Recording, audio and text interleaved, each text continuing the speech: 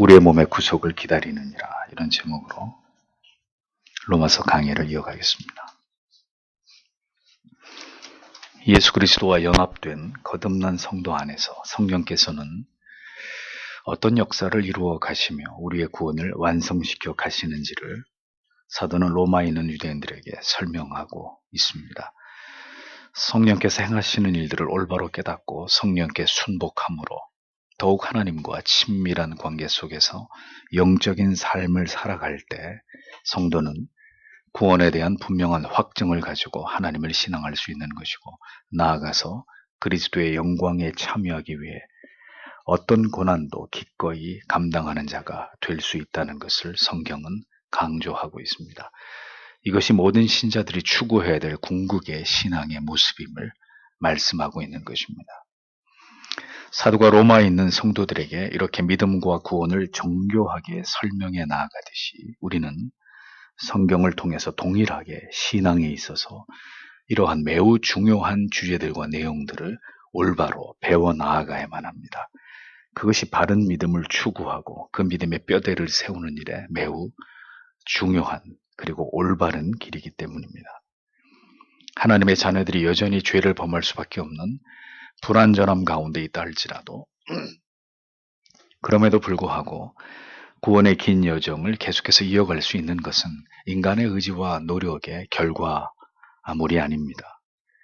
우리 안에서 우리와 함께 하시면서 끊임없이 우리가 누구인지, 우리에게 어떤 하나님의 은혜가 부어졌는지를 기억하게 하시고 우리를 성실하게 견인해 가시는 성령께서 우리와 함께 하시기 때문이라는 이 위로와 용기로 가득한 말씀을 로마서는 성도들의 가슴 속에 심어주고 있습니다.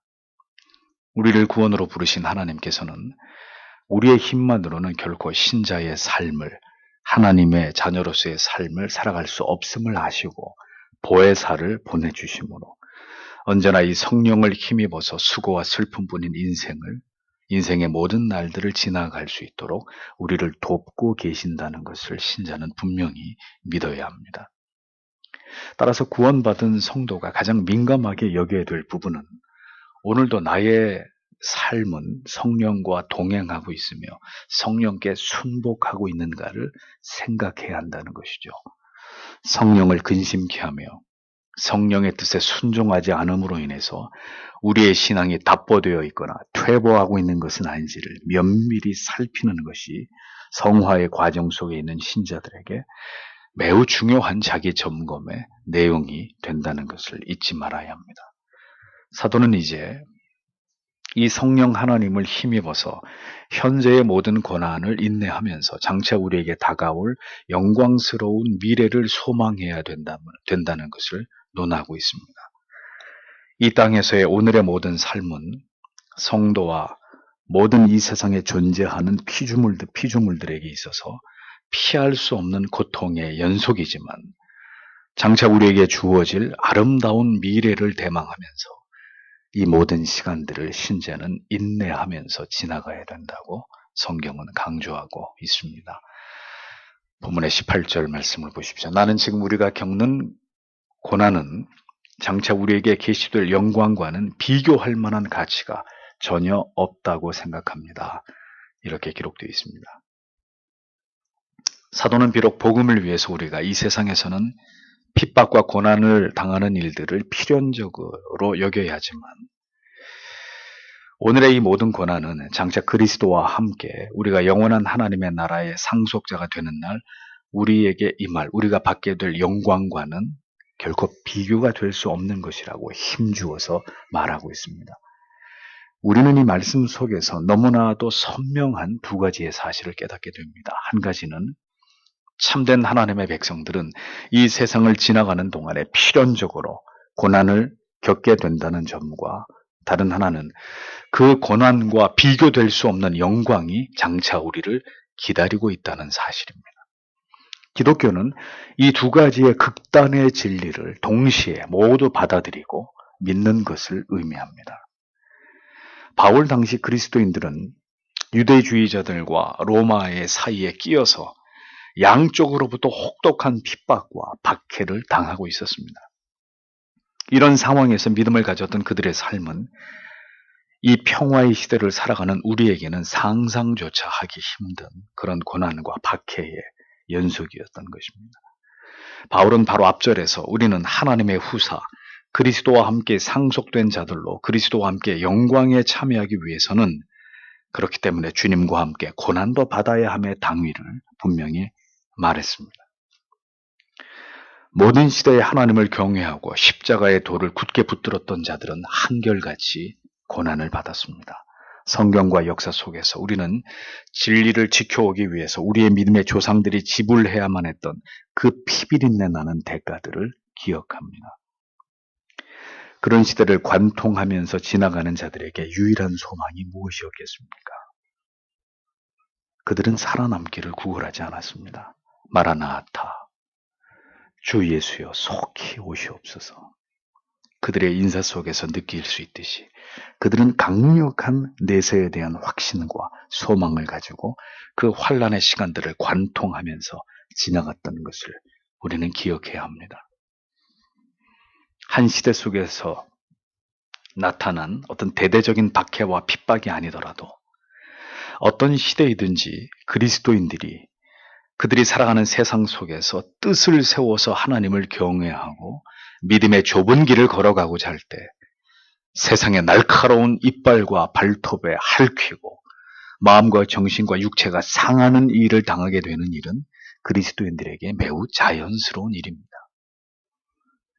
모순되게도 그 자연스러운 신자들이 받아야 했던 박해와 고난이 이 타락한 시대의 배금 사상에 물들어 있는 교회와 그리스도인들에게는 너무도 부자연스럽고 결코 받아들이고 싶지 않은, 상상하기도 싫은 그런 주제가 되어버렸다는 점입니다. 그러므로서 우리의 믿음의 조상들이 가졌던 그 신앙의 야성도, 내세에 대한 강렬한 소망과 확신도 함께 모두 다 소멸되어 버린 그런 참담한 결과를 우리가 얻게 된 것이죠. 우리에게 고난이 없다는 것은, 우리가 믿음 때문에 심각한 불이익을 받지 않고 살아가고 있다는 것은, 오늘도 그리스도 때문에 우리가 뜻을 세워 성경이 우리에게 말씀하고 있는 그 신앙의 정도를 가지 않고 있기 때문입니다. 순간순간 타협하고 불이익을 받지 않는 길로만 육신의 쾌락을 쫓아 행하고 있기 때문입니다. 단언하건대 여러분의 뜻을 세워서 직장 생활을 하시고 사업을 하시고 공부를 하시고 사람들을 만나보십시오. 반드시 그리스도인은 신앙 때문에 갈등과 부딪힘과 여러 불이익과 사람들과의 불화를, 비난과 조롱을 받는 일들을 당할 수밖에 없을 것입니다. 모든 그리스도인들은 모두 현재의 고난이라는 짐을 지고 살아갈 수밖에 없는 사람들입니다. 황금을 숭배하는 세상 속에서 그 가치를 숭상하지 않고 진리가 가리키는 위대한 복음의 가치를 쫓아 살아가는 자들에게는 반드시 크고 작은 고난이 닥치는 것은 당연한 일입니다. 그러나 그것을 피하지 않고 정면으로 맞서면서 그럼에도 불구하고 믿음의 길, 하나님이 기뻐하시는 길, 하나님의 율례와 법도와 계명을 지키는 삶을 살아가는 그 힘의 원동력은 오직 하나, 그것은 우리에게 나타날 미래적 영광에 대한 소망과 확신뿐입니다. 믿음으로 말미암은 현실에서의 고난과 고통보다 미래적 영광이 더 크고 분명할 때 신자는 오늘을 감당할 수 있는 힘을 얻을 수 있는 것입니다. 현실에 우리가 무릎을 꿇고 빈번히 타협하는 것은 진실로 신자의 빛나고 영광스러운 미래를 확신하지 못함에 기인되는 것입니다. 미래에 대해서, 내세에 대해서 확신 없이 신앙의 길을 걸어갈 때 언제나 우리는 나약함을 떨쳐버릴 수 없고 성경이 말씀하는 신앙의 길을 결연히 걸어갈 수 없는 것입니다. 결국 우리에게 이 믿음이 있고 없고의 문제에 의해서 오늘 우리가 고난을 당할 수밖에 없는 현실의 삶을 감당할 수 있을 것인지, 아니면 그 모든 것을 두려워하고 피하면서 언제나 현실과 타협하고 고난과 불이익을 피하면서 그것에 비껴서서 나약하고 비굴한 삶을 살아갈 것인지가, 이 문제가 결정되는 것이라는 거죠. 기독교가 핍박을 받던 시대에 우리는 태어나지 않았고 오늘까지 그런 일들을 우리는 직접적으로 경험하지 않았습니다. 그러면 여러분, 이것은 우리에게 복일까요? 아니면 독일까요? 앞으로 환난과 핍박이 도래할 때 과연 우리 각자가 가진 믿음은 어떤 형태로 그 고난과 환난 앞에 반응하게 될 것인지, 드러나게 될 것인지에 대해서 우리는 깊이 생각해 보아야만 합니다. 우리가 물질적인 풍요와 여유를 누리지 못함으로 인해서 힘들어하고 낙심하는 것이 아니라 우리의 영혼 어느 곳을 뒤져보아도 바울과 같은 이러한 고백이 나올 수 없음을 때때로 우리는 깊이 마음 아파하고 탄식해야 되지 않겠습니까? 사도와 같은 우리의 미래에 대한 분명한 확신과 소망이 오늘 우리 안에도 있는지, 이 말씀을 대하는 우리 자신에게 물어봐야 하고 우리 영혼 깊숙이 우리는 들여다보아야 하는 것입니다.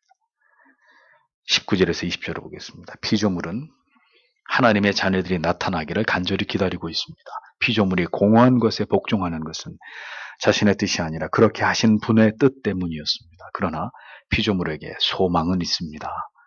이렇게 적고 있습니다. 우리가 이 세상을 지나가는 동안에 믿음을 지키기 위해서 고난을 받아야 하는 일은 우리가 스스로 자초한 우리의 지은 죄와 타락과 무능의 결과물입니다. 그러나 인간의 타락으로 말미암아 전 우주의 피조물들이 고통을 당하고 있는 것은 결코 그들의 잘못 때문이 아닙니다. 인간의 타락으로 인해서 낙원을 잃어버림은 인간에게만 고통과 불행을 가져온 것이 아닙니다. 모든 피조 세계가 인간의 타락으로 인해서 그들도 하나님께서 지으신 본래의 모습을 잃어버렸고 저주의 고통의 대가를 지불해야 되는 처지에 이르게 된 것입니다. 온 지구가 몸살을 앓고 있는 오늘의 현실을 보십시오. 북극의 얼음들은 빠른 속도로 녹아내리고 있고 아마존의 원시림은 급격히 파괴되고 있으며 기근과 지진과 쓰나미로 모든 것이 초토화되는 이런 재난들이 세계 곳곳에서 지금도 일어나고 있습니다.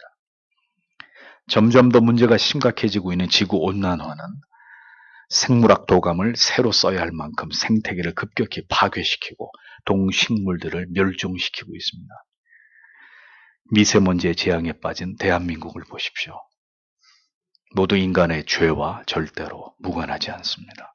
지금 이 나라가 고집스럽게 나아가려고 하는 반기독적이고 비성경적인 방향들과 절대로 무관하지 않다고 저는 생각합니다. 모든 피조 세계가 당하고 있는 고통은 모두가 인간의 죄로부터 기인된 것입니다. 그러므로 이 고통당하는 온 우주와 이 세계는 간절히 고대하는 바가 있다는 거죠. 그것은 하나님의 아들들의 나타남이라고 성경이 말씀합니다.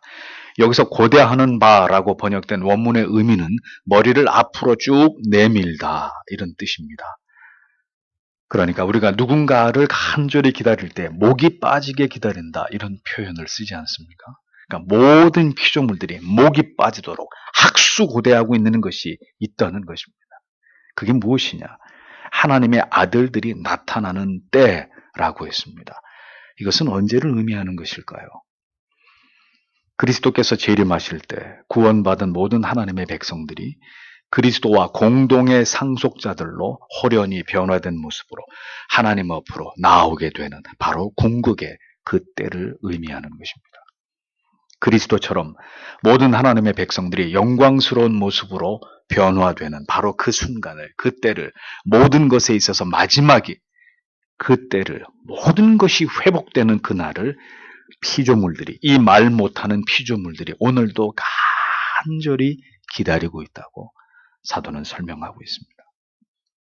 그때까지 모든 피조물들은 허무한 데 굴복하고 있게 되는데, 이 말의 의미는 모든 피조물들이 하나님의 영광을 위해서 존재해야 하지만 인간의 전적 타락과 부패로 인해서 모든 것이 파괴되어 버린 질서 속에서 하나님의 창조의 목적을 구현할 수 없는 상태로 허무와 무가치함에 굴복당하고 있음을 뜻하는 것입니다. 죄 없는 동식물들이 전염병에 의해서 수없이 죽어가고 약육강식의 먹이 사슬 속에서 서로를 죽고 죽이면서 그렇게 존재하는 것은 모두가 허무한 데 굴복하며 살아가고 있는 그들의 비참한 모습이라는 거죠. 그런데 그들이 그런 모습으로 이 세상을 살아가는 것조차도 아담이 범죄함으로 하나님께서 아담과 하와뿐만 아니라 땅을 저주하신 결과로 말미암은 것이라고 성경은 정확히 말씀하고 있는 것입니다. 어리석은 인간의 타락 때문에 모든 피조물들조차도 원래의 그들의 존재의 목적과 이유에서 벗어나서 허망하게 생명을 허비하고 있고, 이 모든 것을 그렇게 되어지도록 그렇게 섭리하신 분은 하나님이시라고 성경은 설명하고 있습니다. 인간의 죄와 불순종으로 인한 타락의 결과가 이렇게 온 우주적이고 모든 하나님의 피조 세계 전체에 영향을 미치게 되었다는 사실을 성경은 밝히고 있는 것입니다. 세상에 왜 가시와 엉겅퀴를 낼까요? 왜 자연이 점점 파괴되고 공기와 수질은 더 오염되고 왜 원인을 알 수 없는 새로운 전염병이 생겨나고 개체변이나 돌연변이들이 일어나고 왜 모든 삶의 환경들은 점점 더 황폐되는 것이겠습니까? 왜 경제는 곤두박질 치고 전쟁과 기근과 재해는 끊이지 않는 것일까요? 왜 세계가 만들어진 이래 단 하루도 인류에게 편안한 날이 존재하지 않는 것일까요? 그 모든 이유는 인간의 죄 때문이라는 것입니다. 오늘도 우리가 하나님의 율례와 법도와 계명을 지키지 않을 때 우리의 삶의 환경은 계속해서 가시와 엉겅퀴를 낼 것입니다. 타락하고 오염된 환경인 뱉어내는 우리를 우울하게 만드는 모든 환경들이 우리의 돌이키지 않는 죄에 대해서 이렇게 재앙적 현실로 답하고 있다는 것을 우리는 분명히 깨달아야 하는 것입니다. 그렇게 되어지도록 역사하시고 섭리하고 계신 분이 누구라고 말합니까? 하나님이시라고 성경은 분명히 말씀합니다. 하나님께서 모든 타락한 인간의 환경에 대해서 그렇게 허무한 데 굴복하면서 뒤틀리고 파괴되고 무질서한 채로 이 세상에 존재하도록 하나님이 그렇게 그들을 붙들어 두셨기 때문이다 라고 말씀하고 있는 거죠. 이스라엘 백성들이 하나님을 경외할 때 하나님께서는 그들에게 만나와 메추라기를 그리고 풍년을 주셨고 모든 가축들의 새끼들이 왕성하게 생산이 돼서 그 수가 엄청나게 증가하게 하셨습니다. 그러나 이스라엘이 하나님을 배반하고 우상을 숭배할 때 하나님은 어떻게 하셨습니까? 몰수히 그들의 소유를 빼앗기게 하셨고 메뚜기 떼들의 밥이 되게 하셨고 흉년과 전염병으로 모두가 소멸되고 멸망에 이르게 하셨습니다. 하나님께서 그렇게 그들을 허망한 것에 굴복하게 하시고 재앙 가운데 두실 때 그들은 그 창조주의 뜻에 따라서 계속 인간에게 좋은 것을 내지 않고 가시와 엉겅퀴를 지극히 고통스러운 환경을 만들어내게 된다는 것을 우리는 잊지 말아야 되는 거죠. 세상이 흥하게 되는 것이 하나님을 경외하는 교회와 성도들 때문이듯이 세상이 망하게 되는 것도 하나님을 버린 교회와 신자들 때문이라는 것을 성도 여러분 분명히 믿으셔야 합니다. 21절을 보십시오. 그것은 곧 피조물도 썩어질 것에 종살이 하는 것에서 해방되어 하나님의 자녀들이 누릴 영광의 자유를 얻을 것이라는 소망입니다. 이렇게 기록되어 있습니다. 모든 피조물이 인간을 저주하신 그 하나님의 저주 속에서 함께 고통당하며 그 속박 속에 붙들려 있기에 오늘도 그들은 속히 이 모든 숨막히는 저주의 고통에서 해방될 날을 고대하고 있으니 그 날은 택하심을 입은 구원받은 모든 하나님의 자녀들이 마침내 그리스도의 영광의 부활에 참여해서 영화되고 영생을 시작하게 되는 바로 그 시점이라고 성경은 말씀합니다. 그 자유의 날만을 모든 피조물들도 신음하면서 기다리고 있다는 거죠. 그 모든 고통에서 해방되는 날까지 우리와 함께 모든 죄의 저주와 고통을 견디고 있는 이 자연에 대해서 인간은 미안한 마음을 가져야 합니다. 인간의 탐욕으로 희생되고 있는 하나님의 모든 피조물들에 대해서 인간은 한없이 탄식하는 마음을 가지고 살아가야 하는 것입니다. 타락한 인간은 이기적입니다. 오늘도 자기 자신들밖에 모르는 무책임한 삶들을 살아가고 있는 것이죠. 우리의 죄 때문에 환경이 파괴되든 말든 동물들이 멸종을 당하든 말든 그런 것과는 상관하지 않고 그렇게 살아가는 것입니다. 인간의 죄가 멈추지 않다면 피조물들의 고통도 멈추지 않을 것이라는 것을 우리는 생각하지 않고 살아가는 것입니다. 아무리 자연을 보호하려 한들, 보존하려 한들 이 세상이 끝나는 날까지 자연의 파괴는 막을 수 없습니다. 왜? 인간의 죄도 절대로 멈춰지지 않기 때문입니다. 인간과 자연이 모두 그렇게 하나님 앞에 벌을 받고 있는 것입니다. 하나님의 자녀들의 궁극의 회복을 경험하게 될 때 이 우주의 모든 피조물들도 창조주의 영광을 회복하면서 그 고통에서 해방되는 기쁨을 마침내 누리게 된다는 거죠. 그래서 자연을 볼 때마다 신자는 그들에게 속삭여야 합니다. 조금만 더 참아다오. 주께서 다시 오시는 날 너희도 모두 다 자유를 얻게 될 것이다. 그때까지만 미안하지만 이 모든 인간의 어리석음에서 비롯된 파괴의 고통들을 잘 견뎌다오.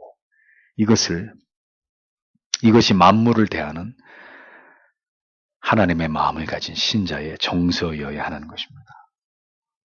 황폐되는 사냐, 버려지는 유기견, 해마다 전염병으로 살처분되는 다 셀 수 없는 수의 가축들, 오염된 바다와 강, 녹아내리는 빙하, 썩어가는 토양과 숨막히는 공기, 그 모두가 인간의 죄를 고발하고 있는 것이라는 거죠.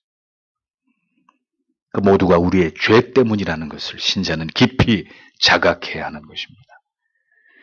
22절에서 23절을 보겠습니다. 우리는 모든 피조물이 지금까지 다 함께 탄식하며 함께 진통을 겪고 있다는 것을 알고 있습니다. 그뿐 아니라 또한 성령의 첫 열매를 받은 우리 자신까지도 속으로 탄식하면서 양자 될 것, 곧 우리 몸의 속량을 기다리고 있습니다. 라고 기록하고 있습니다. 고통 속에서 탄식하면서 완전한 구속의 날을 기다리고 있는 것은 모든 피조물들만이 아닙니다. 사도는 성령의 처음 익은 열매를 받은 우리도 깊이 탄식하고 있다고 말합니다. 성령의 처음 익은 열매란 예수 그리스도의 대속의 완성을 통해서 구원을 얻게 된 모든 하나님의 백성들을 의미하기도 하고 더불어서 성령의 역사하심을 통해서 하나님의 백성들이 중생하게 된 이 체험을 의미하기도 합니다. 사도는 성령의 역사하심으로 구원을 얻게 된 우리조차도 아직 이 땅에 있는 동안에는 완전한 하나님의 양자됨을 기다리면서 우리의 심령으로 깊이 탄식하면서 우리 몸으로부터의 완전한 구속의 날을 우리도 기다리고 있는 존재에 불과하다고 얘기합니다. 하나님의 자녀가 된 우리도 이 세상을 지나가는 동안에 깊이 탄식하는 이유가 무엇 때문입니까? 그것은 날마다 죄에 패배하는 우리의 연약함, 우리 안에 잔류하는 죄성이 발동해서 우리가 거듭 멈출 수 없는 죄악을 범하면서 살아가는 이런 모습에 대해서 성도는 계속해서 그 심령이 상하게 되어 있는 것입니다. 내가 왜 이렇게 살아가는 것일까? 내가 하나님의 자녀임에도 불구하고 왜 이러한 삶을 계속 반복하고 이 죄로부터 벗어나지 못하는 이러한 이 삶의 수레바퀴에 갇혀 있는 것일까? 그러니까 언제나 이 죄에서 자유함을 입을 수 없는 자신에 대해서 신자는 괴로워하면서 영화된 하나님의 자녀로서 우리의 구원이 완성되는 그날까지 성도는 이 죄악의 몸 안에 있는 동안에 언제나 그 문제 때문에 탄식하고 괴로워하고 완전한 구속의 날을 소망하며 살아갈 수밖에 없는 신자는 이 세상에서 그런 존재라고 성경은 설명하고 있는 것입니다. 이것이 이 세상을 지나가는 참된 성도의 영적 정서가 되어야 한다는 거죠. 성도는 이 세상에서 영원히 살 자처럼 이 세상에서 모든 행복을 다 맛보아야 되겠다고 생각하는 그런 사람들이 아닙니다. 왜냐하면 우리가 무엇을 하든지 우리에게 아무리 행복한 순간일지라도 우리는 결코 죄로부터 완전히 멀어질 수 없음을 우리가 알고 있기 때문입니다. 살아있는 동안에는 그가 진정한 성도라면 그는 자신의 유혹에 넘어짐에 대해서 자신의 죄에 대해서 그는 하루도 자유할 수 없음을 매일매일 경험하고 있기 때문입니다. 물론 우리는 죄의 지배 아래 있지 않고 그리스도 예수로 말미암은 은혜와 구속함의 자유 아래 있습니다. 그렇다더라도 죄를 지은 성도는 계속해서 죄책감과 양심의 고통을 느낄 수밖에 없습니다. 그러하기에 성도는 우리가 이미 예수 그리스도를 믿음으로 하나님의 자녀가 되었지만 이제 더 이상 죄로 인해서 고통당하며 괴로워할 이유가 없는 우리의 몸과 영혼이 완전한 구속을 입게 되는 그 영화의 순간에 이르기까지는 우리는 계속해서 탄식할 수밖에 없는 존재라는 것을 기억해야 되는 거죠. 성도는 그렇게 자신을 유한한 이 세상과 무한한 영원한 나라 사이에 끼어 있는 존재로 인식해야 합니다. 세상에 속한 자로만 여겨서 전혀 영혼을 준비하지 못하는 일도 일어나서는 안 되고, 또 현실에 대해서 불성실하고 무책임한 삶을 통해서 그렇게 내세만을 생각하는 염세주의자로 살아서도 안 되는 것입니다. 비록 이 땅 가운데 우리는 불완전하고 죄로부터 결코 벗어날 수 없으나 우리에게는 이러한 죄책감으로부터 벗어날 수 없는 불완전한 현실이 전부가 아닌 약속하신 대로 영원한 나라에서 이 모든 것으로부터 벗어나서 참된 자유와 영원한 구속의 기쁨을 만끽하게 될 날이 오리라는 것을 믿고 그 뚜렷한 미래적 소망을 가지고 오늘을 견뎌나가는 그런 성도들이 되어야 한다는 것을 우리는 분명히 믿어야 하는 것입니다. 오늘의 우리가 범하는 죄와 불완전한 삶의 모든 이 마음의 고통들은 구원받은 성도로서 너무나 당연한 것이라고 우리는 이것을 올바로 이해해야 합니다. 이 세상에 있는 동안에 우리는 끊임없이 죄를 범하는 우리 자신으로 인해서 탄식하고 괴로워하고 고통당하는 일들을 피할 수 없습니다. 그러므로 완전한 구속에 이르는 날, 이 죄악 가운데 있을 수밖에 없는 우리의 육체 또한 이제 더 이상 죄를 짓지 않게 되는 완전한 상태로 변화되게 될 그 날을 고대하면서 우리는 오늘도 이 약속의 말씀을 의지하고 소망하면서 성도로서의 삶을 감당해 나아가야 된다는 것입니다. 우리의 구원이 완성되는 날까지 성도는 그렇게 죄의 문제로 탄식하고 슬퍼할 수밖에 없는 존재입니다. 그러나 탄식과 슬픔만으로 인생의 모든 날들이 다 채워지는 것은 아닙니다. 죄로 인해서 탄식하고 눈물을 흘리지만 다시 눈물을 닦으며 이 모든 죄악의 고통에서 벗어나 우리를 완전한 하나님의 자녀로서 영광으로 우리를 영화롭게 해주실 날을 바라보면서 다시 힘을 내서 앞으로 달려가는 자들이 또한 성도라는 것을 우리는 기억해야 되는 것이죠. 그래서 우리는 모두 다 그 날을 기다리는 사람들입니다. 이 세상에서 모든 화려함과 아름다움과 행복함을 다 맛보려고 하는 자들이 아니라 이 세상에서는 무엇으로도 우리의 마음에 영속적인 행복과 희열과 영혼의 기쁨과 참된 평안이 없음을 오늘도 고백하면서 그 영원한 나라를 마음에 품고 그 나라에서 우리가 맛보게 될 그 영광을 소망하면서 오늘도 꿈을 꾸듯 이 세상을 지나가는 나그네들이 되어야 한다는 것입니다. 그것이 성경이 말씀하고 있는 성도의 정체성입니다. 그러므로 우리 모두에게 오늘도 이러한 거룩한 탄식이 있기를 원합니다. 영혼의 이러한 고뇌와 고통이 깊을수록 우리는 그 나라에 대한 진지한 열망과 소망이 더 크고 뚜렷해질 것이기 때문입니다. 성도는 우리 안에서 죄악을 볼 때, 그리고 이 세상의 죄악의 관영함과 부패함을 볼 때 마음이 상하는 자들이 되어야 합니다. 그러나 그 영혼의 괴로움과 탄식으로 끝이 나는 것이 아니라 그 모든 한계 속에서 결국은 이것을 벗어나서 이것을 떠나게 될 날, 그 날을 간절히 고대하는 자들이 되어야 한다는 거죠. 가장 절망적이고 가장 어렵고 힘들고 괴로움 속에서 가장 위대하고 찬란한 희망을 생각할 수 있는 사람들, 그들이 신자라는 것입니다. 오늘의 현실이 우리를 슬프게 하고 낙심케 할수록 고개를 들어서 우리의 돌아갈 본향을 바라보고 그리워하고 주의 도우시는 은혜로 넉넉하게 우리에게 주어진 모든 일들을 성실하게 감당해 나가는 그들이 바로 하나님의 자녀들이 되어야 하는 것입니다. 24절에서 25절로 보겠습니다. 이것은 우리가 소망으로 구원을 받았기 때문입니다. 그러나 보이는 것을 소망하는 것은 소망이 아닙니다. 보이는 것을 누가 소망하겠습니까? 만일 우리가 보지 못하는 것을 소망한다면 우리는 참을성 있게 기다려야만 합니다. 이렇게 적고 있습니다. 자, 보십시오. 신자는 무엇으로 우리의 구원이 완성되는 날을 기다리는 것입니까? 사도는 소망을 통해서라고 설명합니다. 소망은 구원받은 자 안에 만들어진 간절한 마음의 상태입니다. 거듭난 성도의 영혼 가운데 부어진 영원히 사라지지 않는 우리의 구원의 여정을 마무리할 수 있도록 우리를 돕기 위해서 하나님이 우리 안에 주신 것이 소망입니다. 구원은 믿음을 통해서 얻어지지만 신자가 이제 이 세상에서 어떤 어려움이 있어도 믿음의 길에 벗어나지 않고 그 믿음의 삶을 살아가게 만드는 것은 소망을 통해서입니다. 우리의 몸의 구속을 기다리는 영원한 나라에 들어갈 그때를 갈구하는 그 소망으로 성도는 오늘을 살아가는 자들입니다. 그런데 이 참된 소망은 오직 참된 믿음에서 비롯됩니다. 올바른 믿음 없이 아무리 참된 소망을 마음에 담으려고 해도 깨진 그릇에 물을 담을 수 없듯이 참된 소망은 다 모두 새어나가기 마련입니다. 성도가 절망하게 되는 것은 올바른 소망이 그의 영혼 가운데 담겨져 있지 않기 때문이고, 올바른 소망이 담겨져 있지 않다는 것은 올바른 믿음을 담고 있지 않다는 것을 뜻하는 것입니다.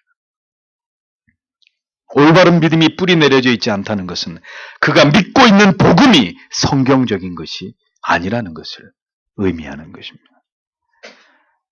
신자가 왜 자살을 합니까? 왜 신자가 절망해서 헤어나오지 못하는 것입니까? 왜 끝없는 절망과 우울함에서 그 깊은 낙심의 늪에서 하나님의 자녀들이 벗어나지 못하는 일들이 일어나는 것입니까? 소망이 하나님의 말씀에서 믿음에서 비롯된 것이 아니기 때문에 절망으로 바뀌는 것입니다. 참된 소망이 모두 소멸된 자리를 채우는 것이 절망입니다. 복음에서 비롯된 소망은, 하나님의 언약에서 비롯된 소망은 절대로 신자의 절망을 허용하지 않습니다. 소망은 그렇기 때문에 올바른 믿음 없이 가질 수 없는 것이고, 바른 믿음은 참된 소망 없이는 유지될 수 없는 것입니다. 믿음과 소망은 그래서 불가분의 관계입니다. 이것이 그리스도인들의 생각과 감정과 의지에 지대한 영향을 미치게 되고 신앙의 동기를 끊임없이 불어넣으면서 그 마음을 강화하고 새롭게 하는 것입니다. 그래서 고린도전서 13장은 뭐라고 얘기합니까? 믿음, 소망, 사랑, 이것은 항상 우리와 함께 있을 것이라고 선언하고 있는 것입니다. 참된 소망과 거짓된 소망의 차이는 무엇일까요? 거짓된 소망은 보이는 것으로 말미암은 것입니다. 우리가 현재 누리고 있는 것, 우리가 이 세상에서 가지고 싶은 것, 그것은 전부 다 거짓된 소망입니다. 소망은 그래서 욕망으로 바뀌고 탐욕으로 지배당하기도 하는 거죠. 거짓된 소망은 눈에 보이는 유한한 그 모든 것들이 사라져버릴 때 함께 같이 사라져버리는 것입니다. 그러나 참된 소망은 세상의 모든 것이 사라져도 절대로 소멸되지 않습니다. 오히려 세상이 소멸되어야 보이지 않던 그 위대한 가치가 실현됨을 믿고 그것을 소망하게 되는 것입니다. 참된 소망은 보이는 가치들을 소유함으로 우리를 행복하게 하고 소유할 수 없을 때 불행하고 낙심에 빠뜨리는 그런 성질의 것이 아닙니다. 있으면 좋고 없으면 불행해지는, 그것은 성경이 말씀하는 참된 소망이 아니라는 거죠. 참된 소망은 보이지 않는 가치를 지향하고 그것에 마음을 두고 그것을 마음에 담습니다. 참된 소망은 찰나적인 것이 아니라 영원한 것에 있습니다. 참된 소망은 물질적인 것이 아니라 비물질적인 것입니다. 참된 소망은 유한한 것이 아니라 무한한 것입니다. 이러한 가치 안에서 소망을 발견할 수 없는 자, 그는 진정한 소망을 누리지 못하고 절망에 지배당하게 될 것입니다. 히브리서 11장 1절은 믿음은 바라는 것들의 실상이요 보지 못하는 것들의 증거니라고 정의했습니다. 무슨 말입니까? 믿음은 간절히 바라는 것들에 대해서 확신하는 것이고 보이지 않지만 상관없습니다. 보이지 않지만 그 보이지 않는 어떤 가치를 확증하는 것, 그게 믿음이다라고 히브리서 11장 1절은 정의합니다. 그러니까 참된 믿음만이 소망하는 그 실체에 대해서 확신을 가지는 것이고 눈으로 볼 수는 없지만 우리가 믿는 진리가 반드시 이루어질 것이라는 것에 대한 확증을 우리의 마음 가운데 얻을 수 있는 것입니다. 영원한 천국을, 영생을 마침내 우리가 이 세상에서 우리의 생명이 다하는 날, 우리가 반드시 우리 몸 밖에서 영원한 자유와 안식과 기쁨을 얻게 되는 날이 오리라는 것을 믿는 것이 바로 성도의 간절한 소망의 내용이라는 거죠.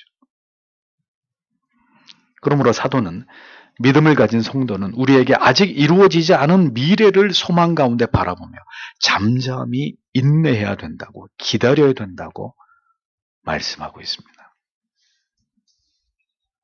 다시 얘기합니다. 우리는 이 세상에서의 삶이 전부가 아니라는 것을 믿는 사람들입니다. 눈에 보이는 것이 우리가 추구해야 될 궁극의 가치가 아닙니다. 신자는 이 세상으로 만족할 수 있는 사람들이 아닙니다. 그러하기에 그들은 오늘도 내일도 우리의 생명이 다하는 날까지 참아야 되는 사람들이에요. 오늘에 대해서, 이 세상에 대해서 절대로 만족할 수 없는 사람들, 이 세상에서의 삶은 불완전한 것임을 알기 때문에 완전한 구속의 날, 완전한 구원의 날을 고대하면서 이 거룩한 불만족을 가지고 오늘도 세상을 지나가고 있는 그런 거룩한 순례자들이 바로 성도들이어야 한다는 겁니다. 우리의 믿음과 소망이 참된 것이라면 우리는 끊임없이 이 세상에서 살아가는 것에 대해서 만족할 수 없는 마음이 있어야 할 것입니다. 믿음을 지키면서 하나님을 경외하고 그 율례와 법도를 지키면서 살아가기에 이 세상에서의 시간은 너무나 길고 세상의 낙을 누리면서 세상의 온갖 기쁨을 맛보면서 그것을 추구하면서 살아가기에 시간은 너무나 짧다고 느끼는,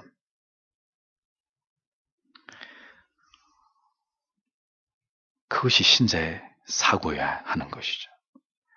믿음을 지키면서 세상의 가치가 아닌 하늘의 가치, 영적인 가치를 쫓아서 살아가는 그리스도인들에게 이 세상의 삶은 참된 자유와 행복과 기쁨을 맛보기 어려운 것입니다. 뜻을 세워 믿음으로 살아갈 때 세상은 그런 자들을 박해하고 불이익을 당하게 하고 여러 가지 마음의 고통과 갈등과 어려움을 겪게 만들어서 결국 그 믿음의 길에서 미끄러지게, 결국은 그를 붙들어서 참된 신앙의 자리에서 곁길로 가게 만드는 그것이 세상입니다. 다만 그럼에도 불구하고 하나님께서 이 세상을 살아가는 거룩한 순례자들에게 위로와 평강과 소망을, 영적인 기쁨을 주시기에 성도는 그것을 통해서 세상을 견디면서 영원을 소망하는 믿음으로 살아갈 수 있을 따름인 것이죠. 주님께서는 4가지 밭의 비유를 말씀하시면서 좋은 땅에 대해서 이렇게 말씀하셨습니다. 누가복음 8장 15절에 좋은 땅에 있다는 것은 착하고 좋은 마음으로 말씀을 듣고 지키어 인내로 결실하는 자니라 라고 말씀했습니다. 좋은 땅, 하나님의 말씀이 제대로 그 영혼 가운데 떨어진 사람에게 요구되는 것은 먼저 그 말씀을 들어야 됩니다. 그리고 지켜야 됩니다. 그 다음에 인내함으로 결실하는 것입니다. 듣고 지키고 그것으로 끝나는 것이 아니라 부단히 마음의 소망을 가지고 부단히 그 참된 소망을 마음에 품고 인내해야 하는, 모든 상황과 환경을 지나가면서 결국은 믿음이 이기는, 그 믿음으로 말미암아 결과물을 만들어내는, 그 삶에 있어서의 그 거룩의 결과물을 만들어내는, 하나님을 의지하는 것의 결과물을 만들어내는, 영원한 것을 소망하기에 이 땅에 유한한 것에 가치 없음을 증명하는 그 결과물을 만들어내는 그것이 참된 믿음이라고 설명하고 있는 것입니다. 복음의 진리를 쫓아서 살아가는 삶은 여러분이 세상의 어느 곳에 있든지 고난을 피할 수 없게 만듭니다. 하나님의 계명을 따라 살아가는 성도의 삶에는 온갖 환난과 역경이 수반되므로 인내는 선택사항이 아니라 필수적인 것이죠. 소망이 있는 곳에 반드시 인내는 따라올 수밖에 없습니다. 인내를 필요로 하지 않는 소망은 참된 소망이 아닙니다. 소망이 참되고 그 소망이 강력한 것일수록에 모든 어려움을 극복하고 인내하면서 그 미래적인 영광을 견고하게 그리고 간절히 소망하게 되어 있는 것입니다. 소망이 간절할수록에 상대적으로 인내는 더 큰 힘을 발휘하게 마련입니다. 소망이 절박하고 절실하지 않기 때문에 인내 역시 그에 비례해서 그다지 오래 견디지 못하고 쉽 포기해버리는 이런 문제점들을 만들어내는 것이죠. 여러분은 천국을 간절히 소망하고 있습니까? 진실로 영생을 확신하면서 그 간절하고 강력한 소망을 여러분의 영혼의 중심에 견고하게 붙들고 계십니까? 그렇다면 우리는 더욱 간절하고 진지하게 인내할 수 있어야 할 것입니다. 우리의 소망이 분명한 것이고 그것이 하나님께로부터 온 것이라면 성도 여러분 두려워하거나 염려하거나 걱정하지 마십시오. 우리로 하여금 능히 인내할 힘을 우리에게 그 소망을 주신 성령께서 우리에게도 허락해 주실 것이기 때문입니다. 그 인내의 태도와 모습으로 우리의 소망이 진실되고 진정한 가치라는 것을 신자는 이 세상 앞에 증명해야 되는 그런 사람들이라는 것을 기억해야 할 것입니다. 왜 그리스도인들이 영생을 믿고 소망한다고 하면서 오늘의 현실의 어려움을 인내하지 못하는 것입니까? 왜 세상 사람들처럼 참지 못하고 조급하고 사납고 속이고 욕심을 억제하지 못하는 것입니까? 왜? 무엇 때문에? 목사가 통장을 300개나 소유하는 이런 정신 나간 짓들을 하냔 말이죠. 우리가 진정으로 소망하는 가치가 무엇인지 우린 우리 자신에게 진정코 물어봐야 합니다. 여러분은 무엇을 소망하면서 살아가십니까? 이 땅의 것입니까? 영원한 하늘의 것입니까? 소망 없이 어떻게 인내할 수 있습니까? 무엇으로도 우리에게 빼앗아갈 수 없는 소망이 있어야 누군가 그 소망을 위해서 우리가 믿는 그 믿음의 대상을 위해서 우리의 가진 것을 모두 다 포기하라고 할 때 아낌없이 그것을 다 내려놓을 수 있을 것이 아닙니까? 재물도 명예도 우리의 몸도 생명까지도 그 견고한 소망 때문에 기꺼이 미련 없이 포기할 수 있을 것 아니겠습니까? 우리의 소망은 과연 그리스도입니까? 우리의 소망은 진정코 하나님이십니까? 영원한 그 나라입니까? 그러하기에 우리의 삶에 인내는 너무 쉽게 실종되어 버리고 우리는 어떤 것도 쉽게 참아내지 못하는 모습을 우리가 볼 수밖에 없는 것입니다. 우리에게 그 소망이 아직도 희미하고 뚜렷하지 않기 때문에 아직 우리의 소망이 영원한 하늘이 아닌 내 안에 이 세상의 많은 것들에 집중되어 있는 것은 아닌지를 생각해 보셔야 합니다. 사람을 싣고 하늘로 날아가는 열풍선은 가스로 풍선을 팽팽하게 채우고 모래 주머니를 비워야 하늘로 높이 올라가게 됩니다. 모래 주머니를 비우지 않고는 절대로 열풍선은 떠오를 수 없습니다. 이 땅에 속한 우리의 육에 속한 모든 무가치한 것들을 하나님이 그게 무가치하다는 것을 우리에게 보여주시고 깨닫게 해주심으로 그것을 버리고 비우지 않는 한 우리의 영혼은 하나님이 주신 거룩한 영원한 소망으로 채워지지 않습니다. 성도는 우리의 소망이 무엇이고 어디에 있는지를 생각해야 합니다. 우리는 보이지 않는 가치를 믿음으로 그것을 소망으로 그것을 소망함으로 구원을 얻은 사람들입니다. 보이지 않는 가치가 보이는 가치보다 더 크고 위대함을 믿는 세상 사람들과 다른 사람들입니다. 그러므로 우리의 소망의 진위가 시험대에 오를 날이 올 것입니다. 우리의 소망이 진정으로 눈에 보이는 것에 머물러 있는지 그 위의 것을 향하고 있는지를 하나님께서는 성도의 삶 속에서 분명히 그것을 확인하실 것이고 시험하실 것입니다. 입으로만 영원한 나라에 우리의 소망이 있다고 말하면서 유한한 이 세상의 가치들의 소망을 두고 있는 자, 그들은 절대로 하나님을 속일 수 없을 것입니다. 모든 것들이 드러나게 될 날이 찾아오고 있습니다. 그 소망이 영원한 것을 향하고 그것을 언제나 바라보고 소망하기에 이 세상의 모든 것들에 대해서 점점 초연해지는 사람들, 이 세상에서의 모든 고난과 어려움들에 대해서 오늘도 인내하고 기쁨과 참된 소망으로 그렇게 삶의 수레바퀴를 굴려가는 자들이 누구인지를 하나님은 반드시 보고 계시고 알고 계신단 말입니다. 우리 안에 계신 성령께서는 오늘도 이 소망을 굳게 지키도록 우리를 도우십니다. 소망의 참된 가치를 우리 안에 수정하시고 헛된 소망을 품었던 가치들에 대해서 실망을 느끼게 하심으로 진정한 소망의 대상이 무엇인지를 그리고 그 대상이 누구여야 하는지를 오늘도 가르치고 계십니다.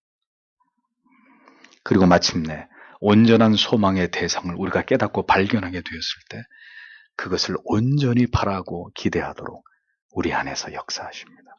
인내할 힘을 주시고 우리를 위로하시고 그 소망이 소멸되지 않도록 우리 안에 보존해 가십니다.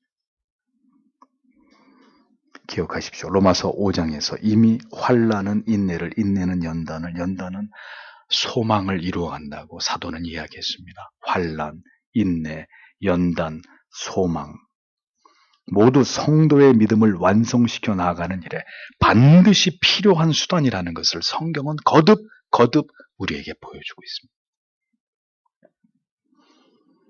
그렇게 성도는 오늘도 구원으로 난 그 길들을 통과해서 걸어가야 되는 사람들입니다.